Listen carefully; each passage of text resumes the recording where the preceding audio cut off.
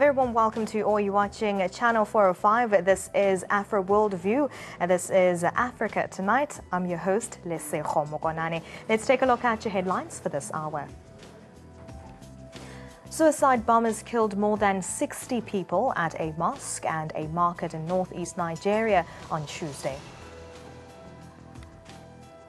Angola looks towards fishing in attempts to diversify and lessen its oil dependency. Madagascar's president says he is not stepping down, however, doesn't say if he'll be running for re-election. Tunisia's Islamist Party fields a Jewish candidate for the May 6 municipal elections.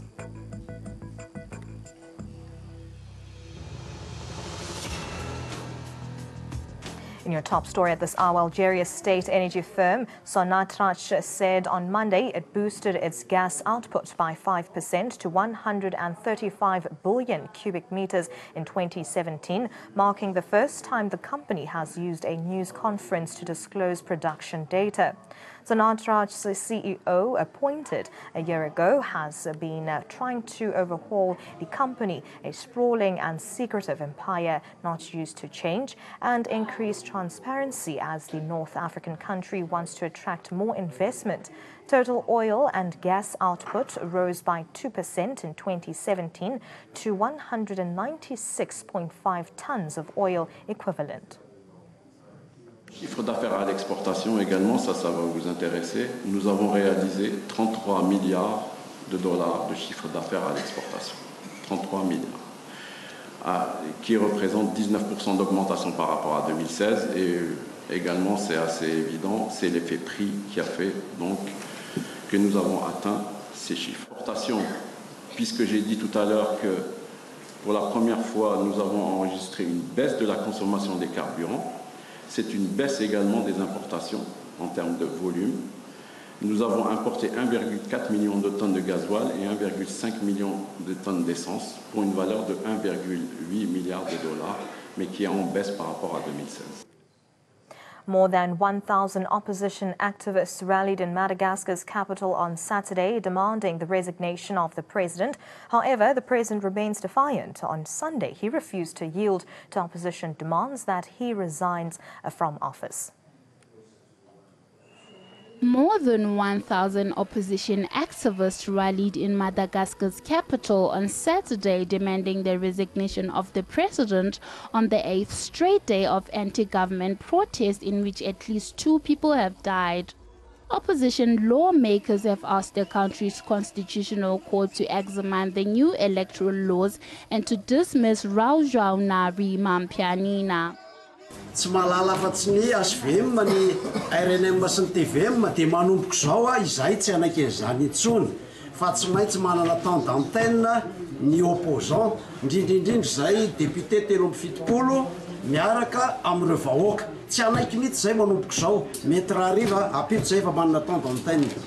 Authorities had declared that protest illegal, but about 1,000 opposition activists defied the order and security forces used tear gas to break up the gathering. The large Indian Ocean island, which has been beset by decades of political instability, is due to hold polls in late November or December. Elected in 2013, Raujaunari Mampianina has not yet announced whether he will stand for re-election, but 2 former heads of state have already said they would contest. Mark Ravalomanana, who was president from 2002 to 2009, and Andry Rajoelina, who removed Ravalomanana during a coup. Both were banned from running in 2013, and their parties have been involved in the demonstrations. Meanwhile, Madagascar's president Harry Raujaunari Mampianina on Sunday refused to yield to opposition demands that he resign from office, following 8 days of anti-government protests in the capital. Je suis président par la volonté du peuple, et ce serait trahir le peuple malgache que de quitter le pouvoir alors que ce sont des millions de personnes qui m'ont élu mais pas des milliers de personnes. Ce n'est pas une question d'effectifs ou de nombre, mais c'est une question à la fois de principe et de légalité. On veut imputer sur l'État une responsabilité qui n'est pas la sienne. Moi, je pense que personne n'a donné des instructions aux forces de l'ordre pour tirer, et surtout pour tirer avec des balles réelles. Ça, c'est toujours une méthode pour dire que le responsable, c'est le gouvernement, ce sont les autorités. Ce n'est pas dans le cadre de ces manifestations-là, de ce genre, dans le cadre des forcing au niveau de la radio nationale ou de la télévision nationale, qu'on peut résoudre les problèmes de ce pays. Just 7 months from general elections, he is confronted with an unprecedented revolt since coming to power in late 2013. The opposition accuses the government of trying to elbow them out of the race through new electoral laws they claim to benefit the incumbent. Bureau reports, Afro World View. Angolan President João Lourenço has named diversifying the oil-dependent economy as his top priority after he became the country's first new leader in 38 years. And one natural and readily available resource that has been identified is fish. But a lack of equipment and know-how has meant the industry has struggled. The collapse in 2014 of the price of crude oil, which provides 70% of all revenues and nearly all hard currency, put immense pressure on the country to diversify. Even though global oil prices have since recovered somewhat, Lourenço still plans to push forward. He is betting the 1,600 kilometers of Atlantic coast could provide a fishing bonanza. An abundance of fish on Angola's Atlantic coast.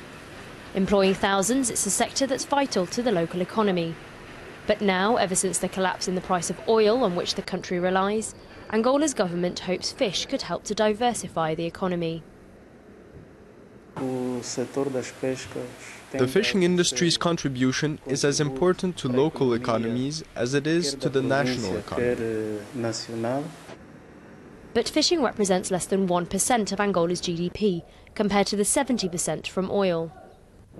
And while the industry is a stated priority of recently elected President João Lourenço, investment in infrastructure are sorely lacking. More vessels are needed and more processing factories like this one, transforming the fish into oil for the cosmetic and pharmaceutical industries and producing fish flour for the farming industry to use as animal feed. We bring in 60 tons of fresh fish a day, and that produces around 12 or 13 tons of fish flour. Nationally, the government wants to increase annual fish flour production from 20,000 tons to 30,000 by 2022. They've also announced the purchase of a specialised fishing vessel and a new port. But for the many small-scale fishermen just about making a living from the sea, the economic miracle promised by their president is as elusive as ever. Moving on, suicide bombers killed more than 60 people at a mosque and a market in northeast Nigeria on Tuesday in a twin attack bearing the hallmarks of Boko Haram, a day after U.S. President Donald Trump pledged greater support to fight the Islamist militants. The blast, said to have been carried out by young boys, happened shortly after 1 p.m. local time in Mubi, some 200 kilometers from the Adamawa state capital, Yola. Imam Garki from the National Emergency Management Agency said a joint assessment with the police and Red Cross found that 26 people were killed and 56 were injured, 11 of them critically. They were transferred to the Federal Medical Center in Yola for treatment. But a medical source at the Mubi General Hospital said they had received 37 bodies, while a rescue worker involved in the relief operation said he counted 42 dead and 68 injured. 2 local residents who attended funerals for the victims said the death toll was much higher and could climb further. An Islamist party in Tunisia is backing a Jewish candidate. Simon Slama, the only Jewish candidate, is running in Tunisia's municipal elections for the Islamist Ennahda party. The elections are scheduled to be held on the 6th of May.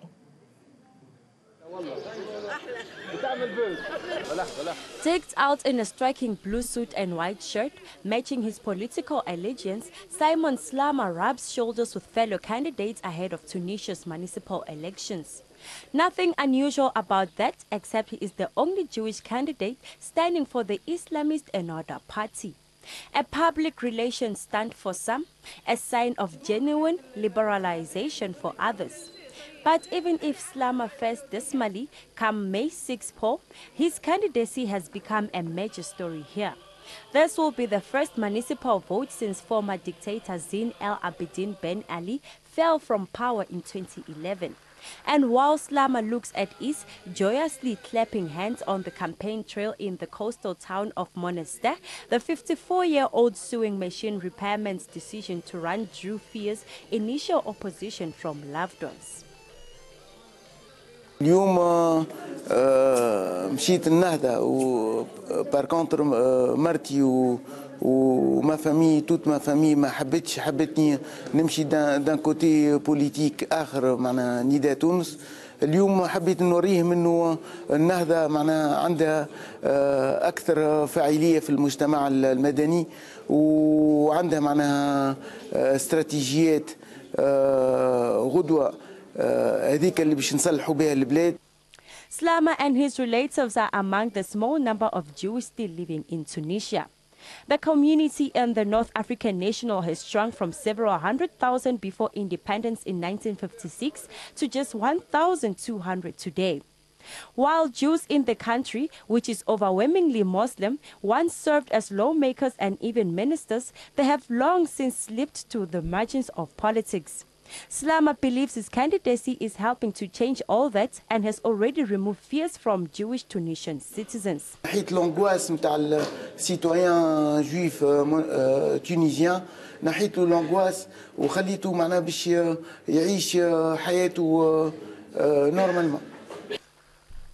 Taking stock from its experience in power after the 2011 revolution, it has worked hard to modernize its image.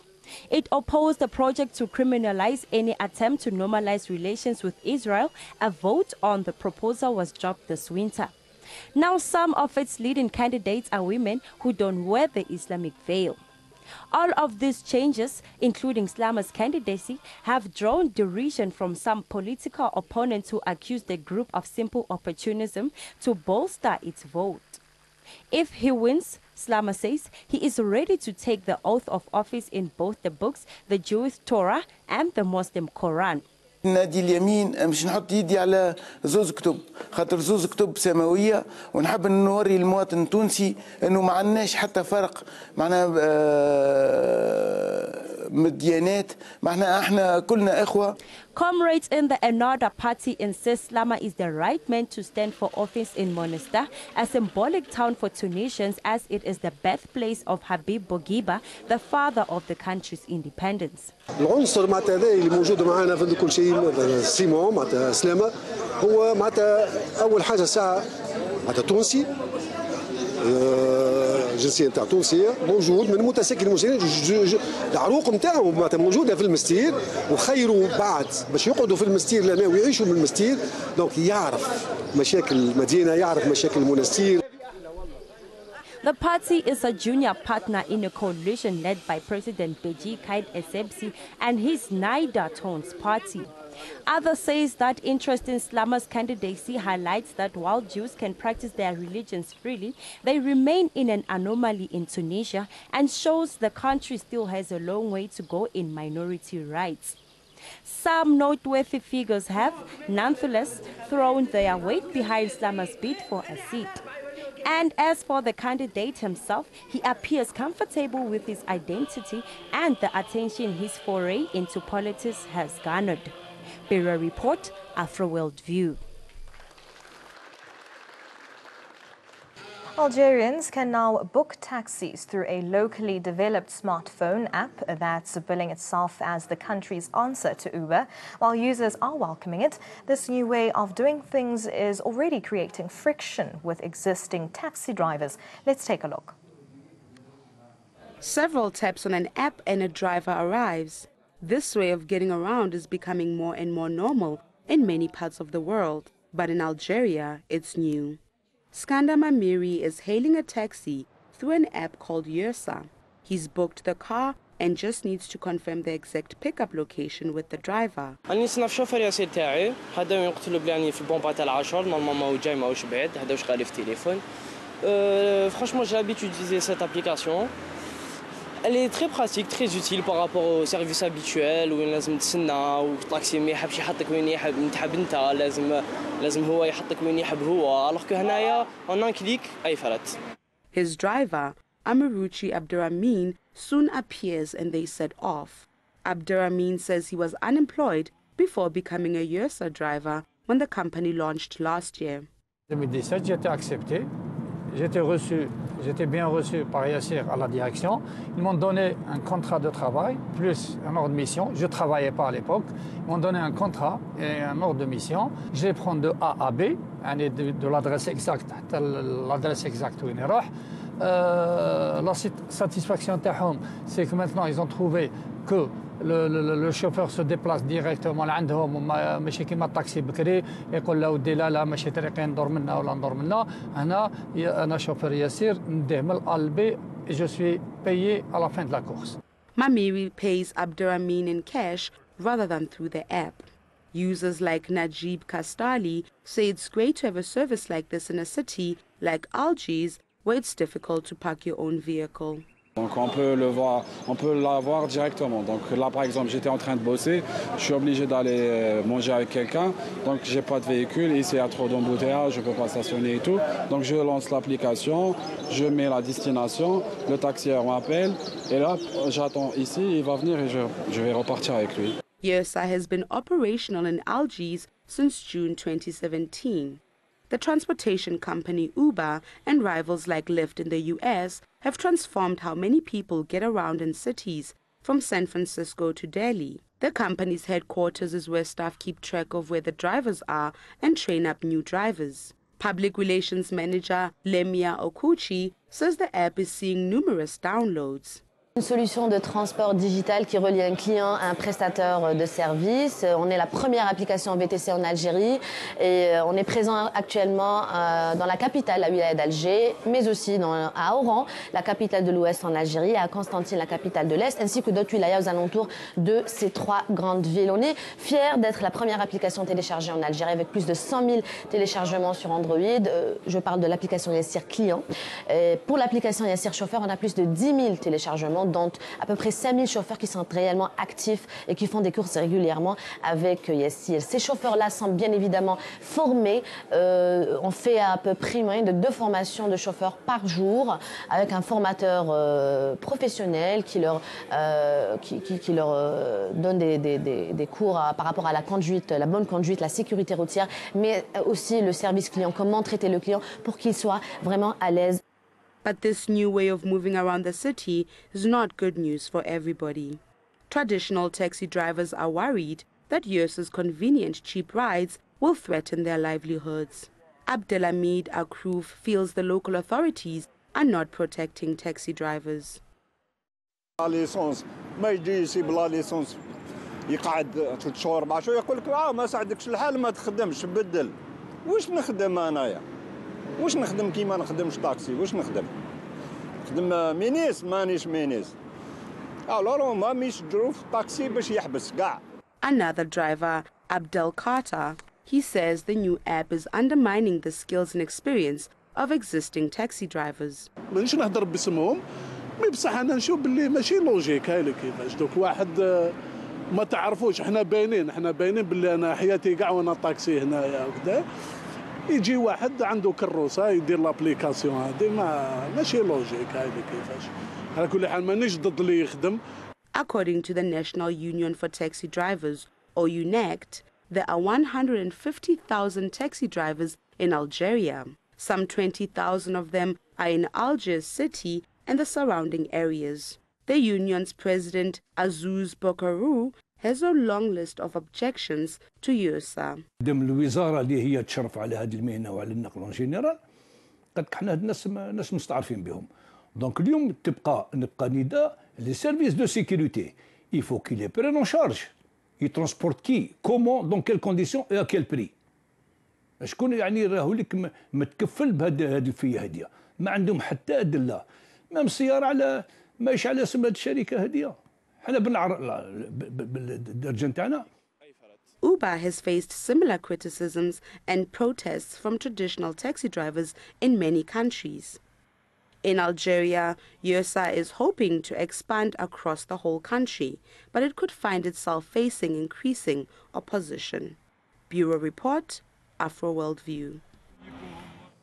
And that's all the news making headlines on Africa Tonight. Ade, what's next for the discussion? Thank you very much, Lesego.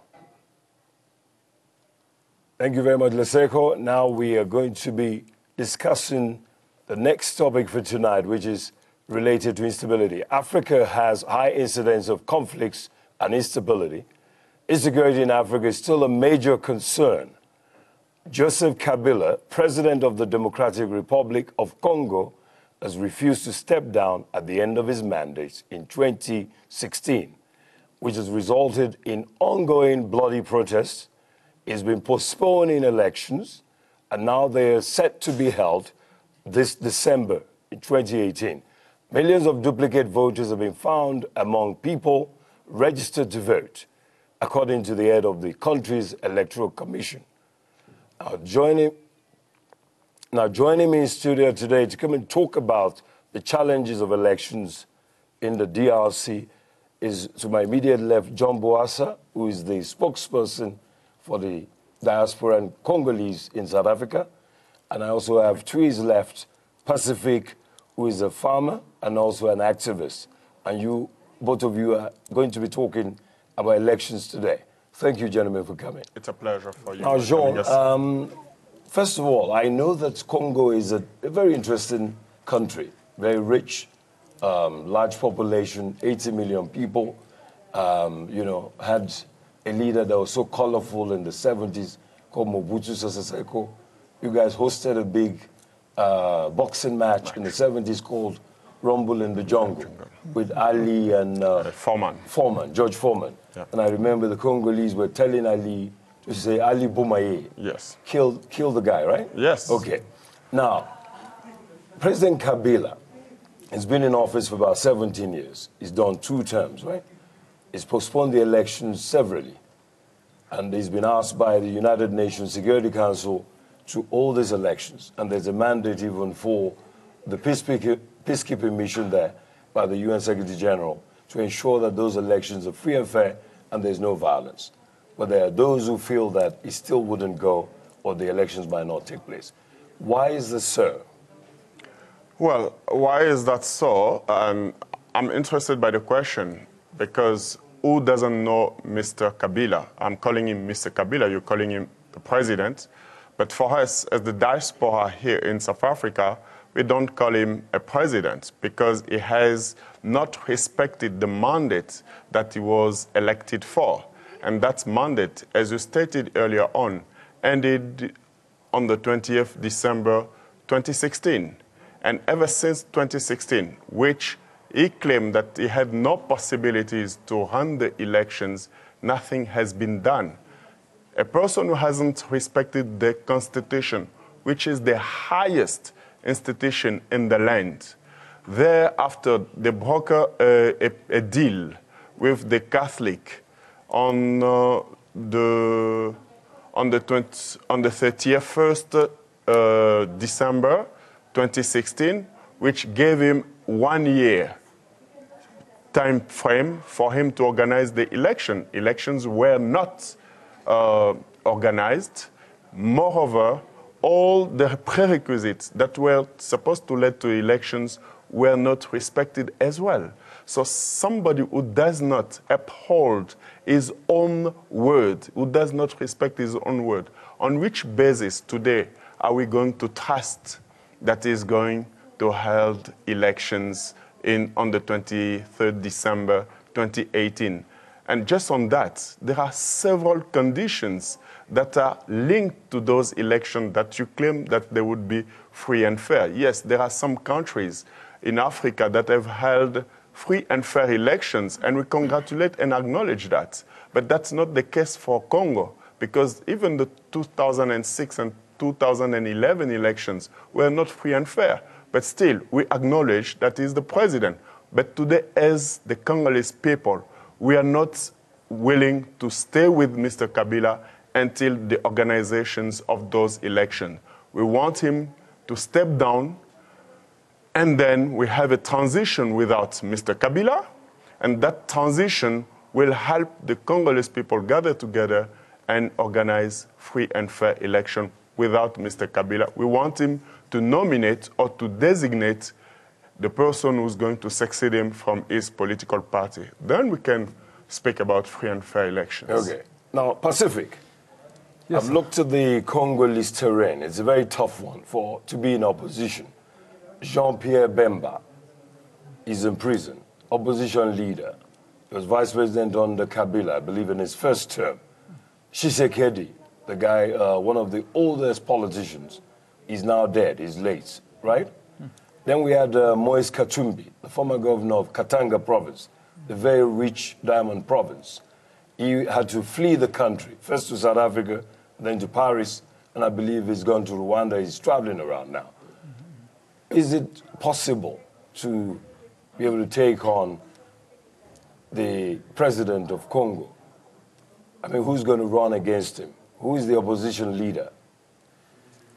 That's why in the organization that I'm currently representing here, which is the Congolese Revolution, or Révolution Congolaise in French.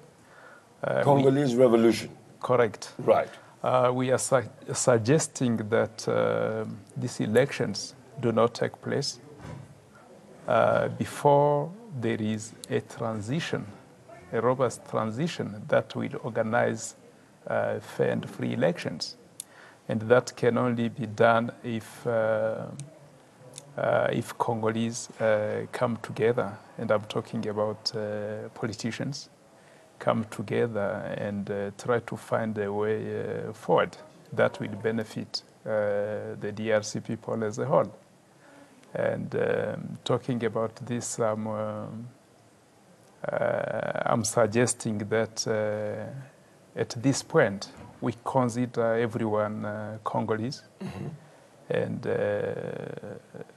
try to figure out how we can focus more on building a nation out of our divided societies, and then we can try to think elections and move forward. Jean, are you on the same page with Pacific transitional government? More or less, yes. We are on the transitional government, but a transition without Mr. Kabila. That's one. But who's going to help you legislate that? Who's going to help us legislate that? Okay. In 1998 and 1999, just during that time, Laurent Désiré Kabila was in power, and there was what we call a constitutional parliament that was held like that. Right. But I'm going far back during Mobutu Sese Seko time. In 1992, we had what we called the round gathering, which we call Conférence Nationale Souveraine, where all... Sovereign National Conference. Yes. Okay. Where all the Congolese people gathered, and because Mobutu had lost his legitimacy, then that national conference had deputies and a parliament whereabout they made a constitution, a draft of a constitution, which actually they were ruling the country with the then Archbishop of Kinshasa, Cardinal Mosengo Passinia.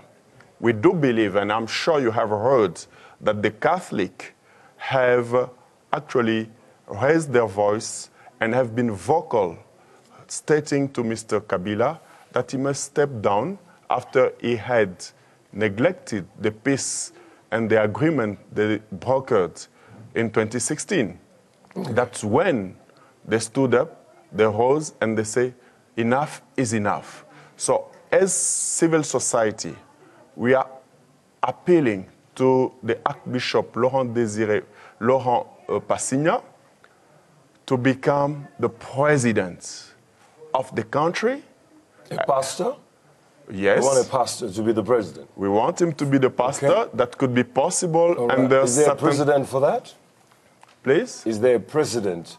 Has it happened before in Africa? Yes, it has happened before in Africa. Right. You had here right in South Africa, one of the bishops who became a minister of education or deputy minister of education, can't remember his name, during the first mandate of President, the late Mandela.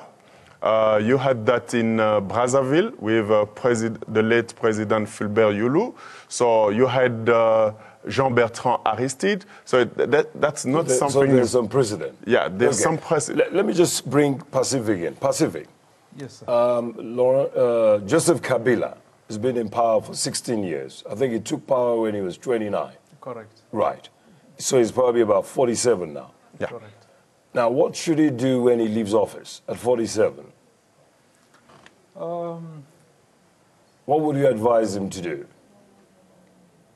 I think he has to understand that the son of DRC, he has done his time, but he could also learn from his mistakes and contribute on building a better DRC for everyone.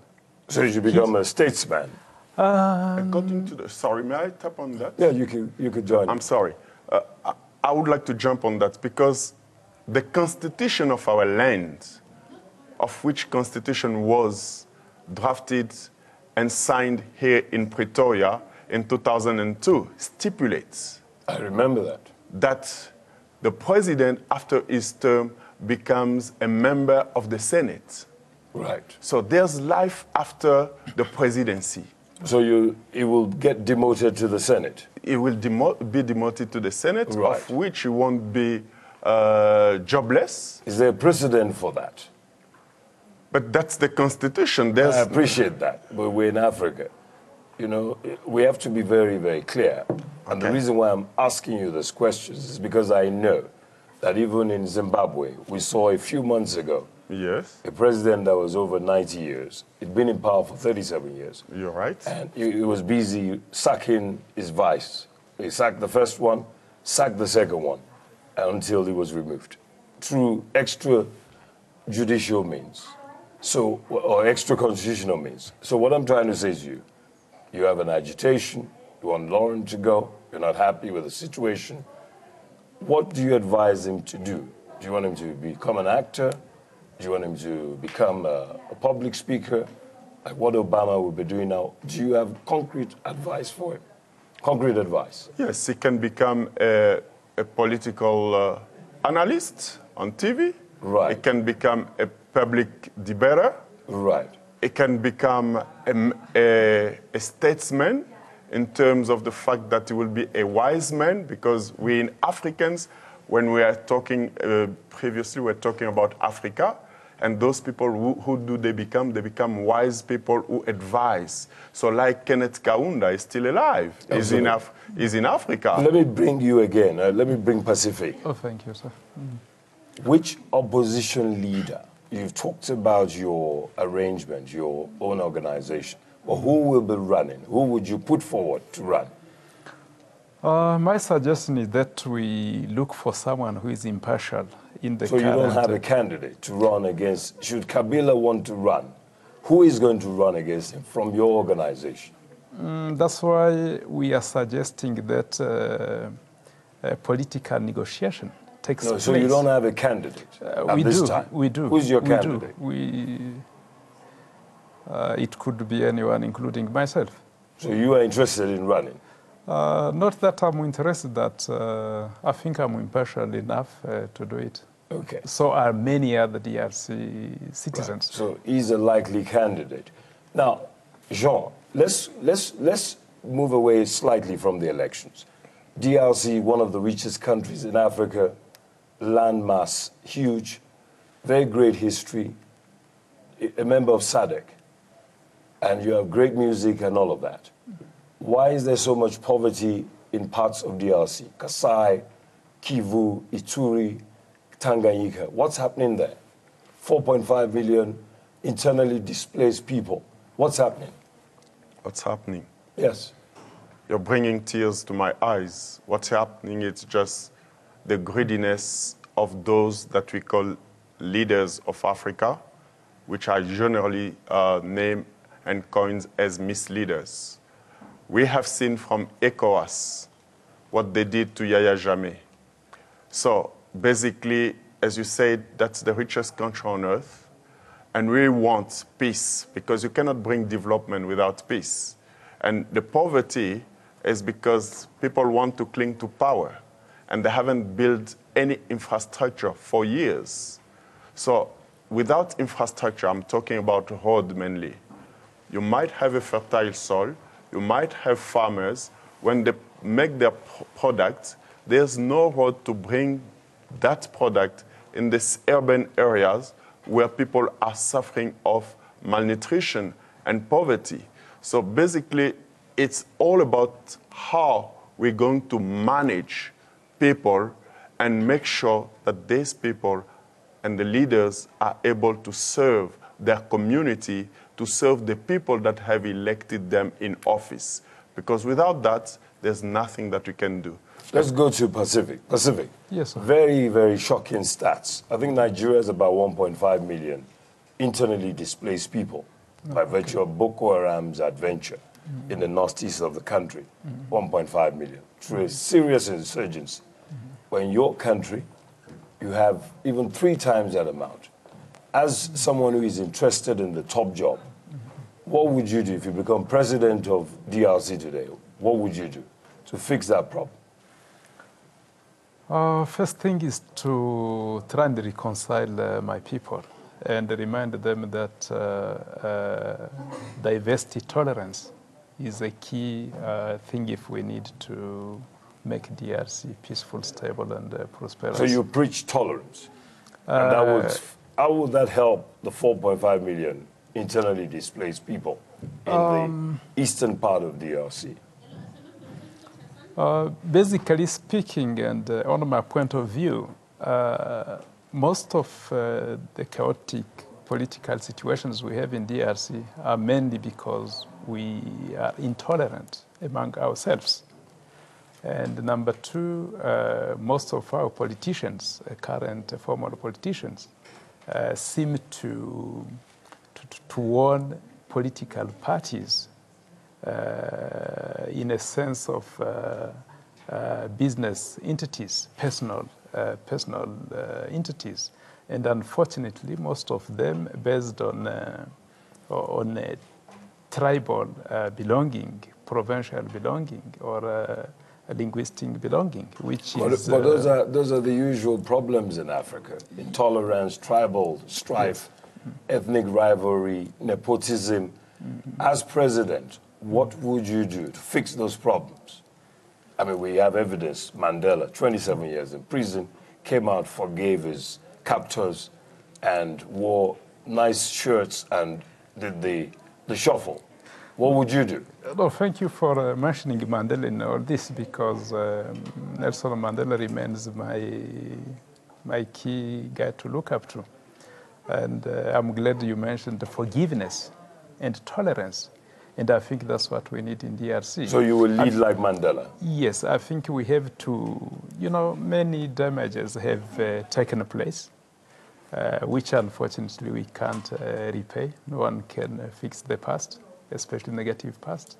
But maybe if we come together and think unconditional forgiveness, reconciliation, and focus on building a nation out of our divided societies, everyone will somehow contribute and move forward.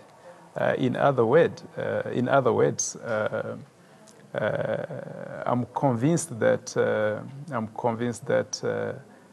positive change in a country is every citizen's responsibility.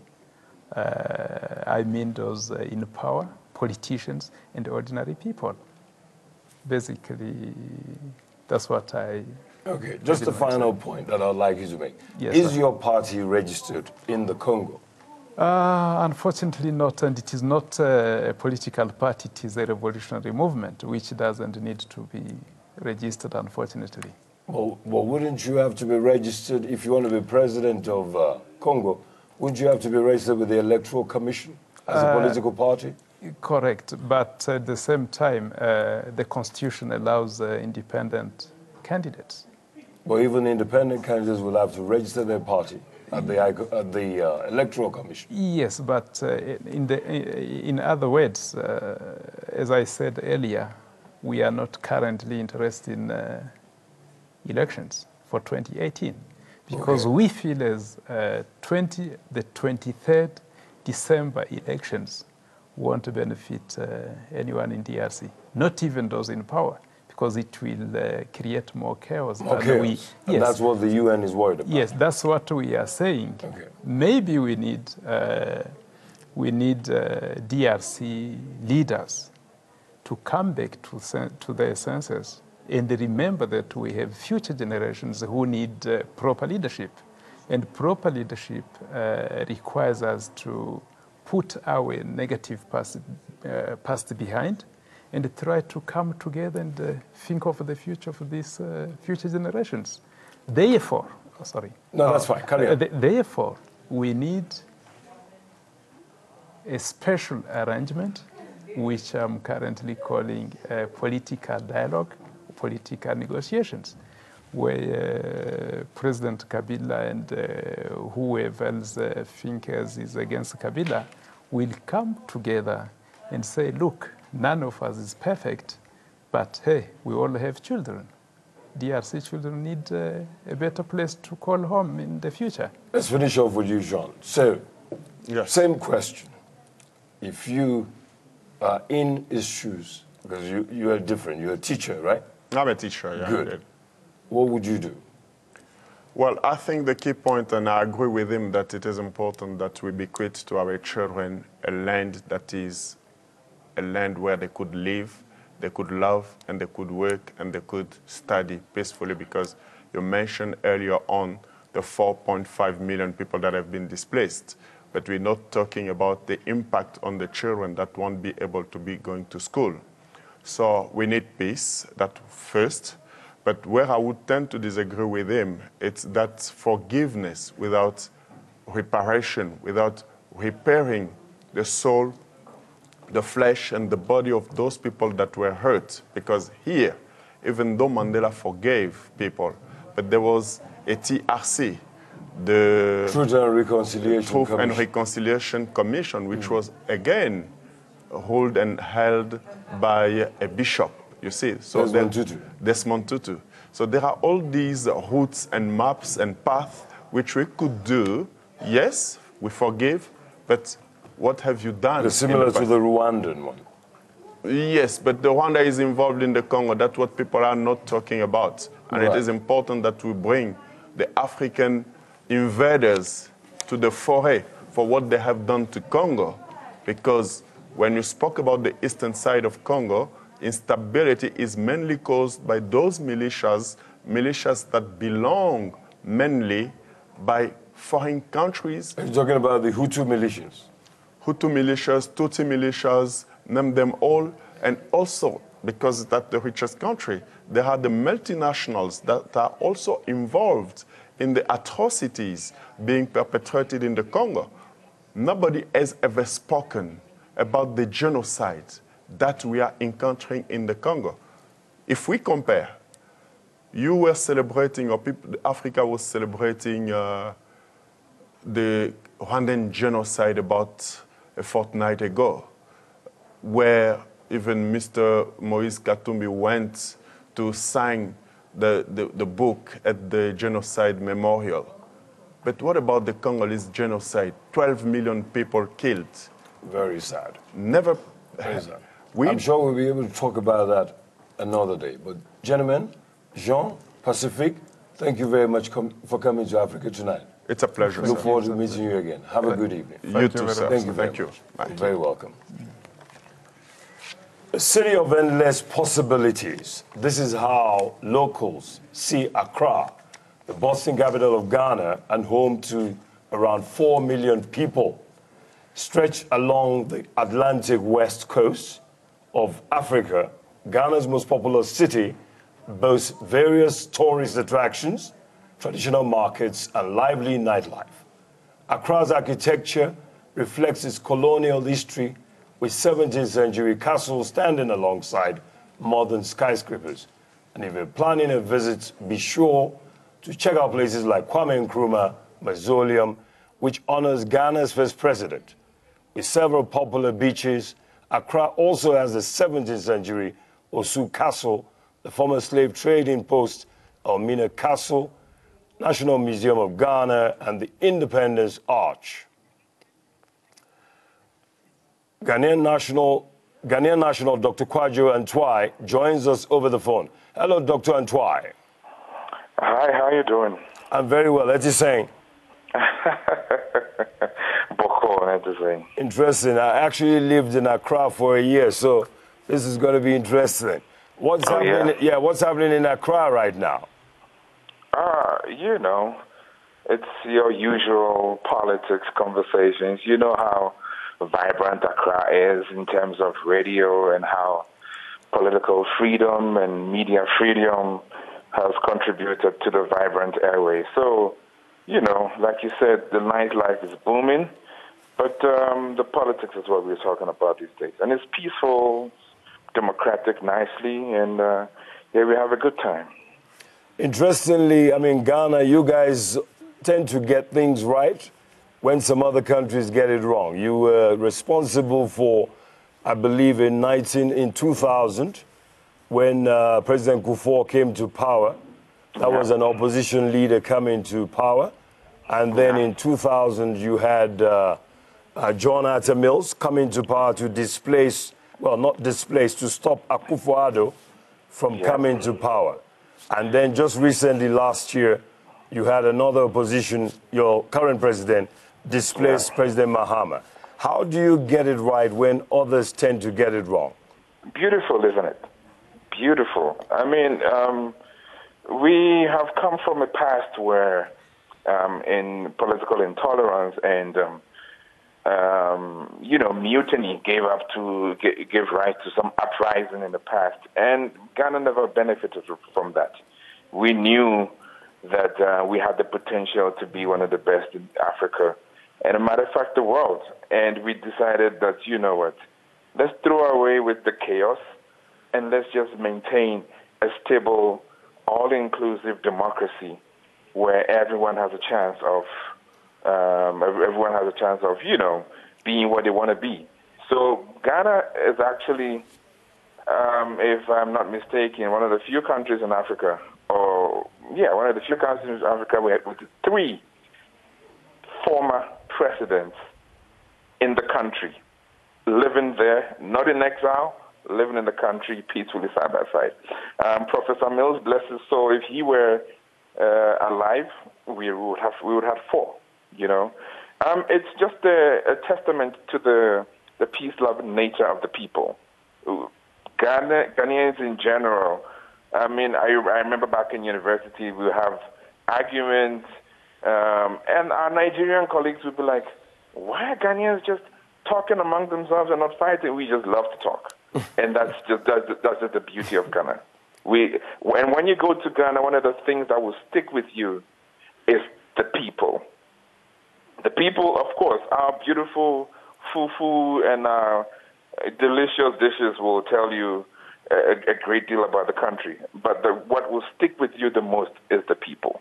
The people are just peace-loving and just go about doing their business on a daily basis. Okay. I got a lesson. I was taught a very vital lesson in Ghana. I know that Ghanaians celebrate funerals in the same way that Nigerians celebrate weddings. Yeah. They go all out. In fact, they design the coffin in the craft that whoever the person may be. But now tell our viewers, what is the unique selling point of Accra? It's the beaches and the nightlife. You see, when you get into Accra, when you get off the plane at Kotoka International Airport, what you first see is the calm and the quiet that greets you right from the airport to the major places that you want to go. The transport is good, and the people are just beautiful. But it's the beaches the incredible nightlife dotted across the beaches and the various nightclubs. And the tourist attractions basically are not necessarily in Accra. When you go to the west of the country, you go to Cape Coast, and as you said, there's the Cape Coast Castle, the Elmina Castle, and you know, they are, I mean, for some people they are painful reminders of our colonial past, but they are excellent monuments that are well kept, history that is well kept that people talk about. You go to we have amazing national parks where you can see some beautiful wildlife and some incredible walkways. And when you go further into the country to the north, that's where you see the amazing festivals that the people have. I mean, when you are you talking about the Akwesidai Festival? Excellent. The big one. Of the Ashanti people. Of the Ashanti people. If you know a bit of the history of Ghana, you would know that the Ashanti Kingdom is one of the most beautiful monarchs in the country, in the world. Yes. And you see celebration. It's just a celebration of the culture, a celebration of traditional rulership, a celebration of and the rich history of where the people of Ashanti have come from the 13th century up until today. You have captured it very well, and I believe that that's one of the reasons why Barack Obama visited Ghana. The only country in Africa he visited on his first trip to Africa was Ghana in July 2009, because of your legacy of making sure that your democracy works, and that is quite commendable for Ghana. That's a good testament to the very nature of the people themselves. And so what did you have today? I like banku and tilapia. What is your favorite Ghanaian food? If you could take a walk just across from you and come over to where I stay, I'm always in the kitchen making some lovely yam with some egusi. I mean, you know, it sounds a bit Nigerian, you know what I mean? But it's also a beautiful Ghanaian meal. You're talking about kontomire. Excellent. You spend some time in Ghana, yeah? A full year. Yeah, I mean, we don't have a good substitute for kontomire, so we do spinach. But it's all beautiful. I mean, spiced with a good Kobe and a very good dose of chili. You know what I mean? I do. I do. Yeah. And as they say in Ghana, midase.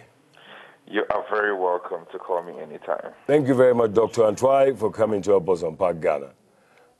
Now, that's all we have time for today. Join me tomorrow on Africa Tonight. From me, Adetunji Omotola.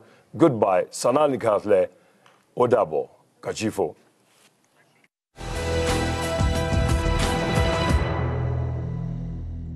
Hi, I'm Alison Lagrange, and you're watching Afro Worldview for the Daily Weather Report.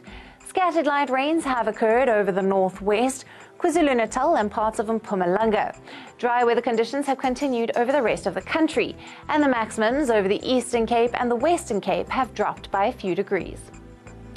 There is a high pressure area marked off the coast of KwaZulu-Natal and over Mpumalanga, and we can see a low pressure area south of the Eastern Cape, and the trough is extending up to the Free State.